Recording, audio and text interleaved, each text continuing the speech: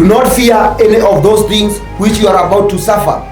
Indeed, the devil is about to throw some of you into prison, that you may be tested, and you will have tribulation 10 days. Be faithful until death, and I will give you the crown of life. You see? The crown of? Do not fear any of those things which are about to suffer.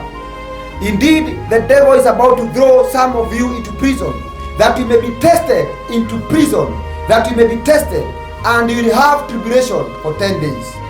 Be faithful until death, and I will give you the crown of life. That is a prophetic word that God is telling to us, the Church of Christ, in this hour, that be faithful, that do not fear any of the things which you are about to suffer, because the Church of God will suffer. Men and women will suffer. Children, they will suffer. But God say, indeed, the devil is about to throw you, some of you, into prison. There are many prisons that will be thrown.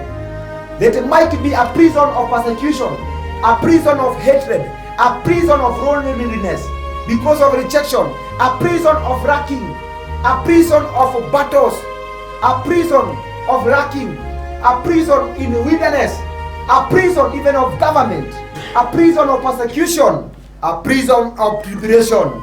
That the devil is about to throw some of you into prison, that you may be tested into prison, that you may be tested, and you will have tribulation 10 days. Hallelujah. Amen. You will have 10 days for tribulation, 10 days for purification, 10 days for refining, 10 days that you will have to struggle. You have to wrestle with your own flesh.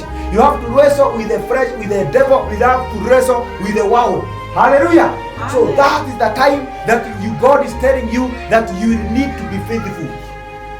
All you need is to be faithful, because God will be testing you. He said that be faithful, that you may be tested, and you will have tribulation 10 days. Be faithful until death, and I will give you the crown of life. Look at that. The temptation, trials, they are decoration of the crown of life. They are decorating you a crown. When you are tried, when you are passing through those suffering, through those hardship, that is a crown. God is making a way for a crown over your life. Hallelujah.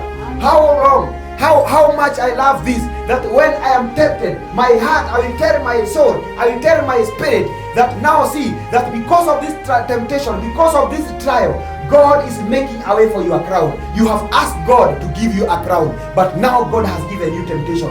God has given you trials. You have been tempted. Why? Because you have asked for the crown of life. For the crown of life, to receive the crown of life, you will be tested through many trials and many temptations. Therefore, God is telling you that do not fear any of those things which you are about to suffer. Indeed, the devil is about to throw some of you into prison, that you may be tested, and you will have tribulation for 10 days. Be faithful until death.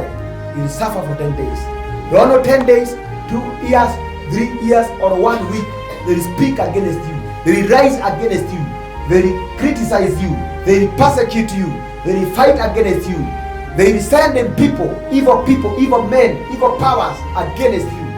But God is saying, be faithful until death, and I will give you the crown of life. Hallelujah. Amen. Be faithful until death. And that is the glorification that God is saying.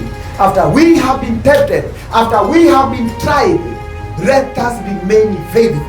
Let us remain faithful, remain standing, remain obedience, remain sincere to God, remain in holiness, remain in righteousness. Do not compromise, and you will come to overcome, because what you are about to suffer, you will suffer. But God says that be faithful until death. That is the key. Be faithful until death. Don't be faithful until a certain time. Don't be faithful until a certain year, or until a certain season is over. Be faithful until death.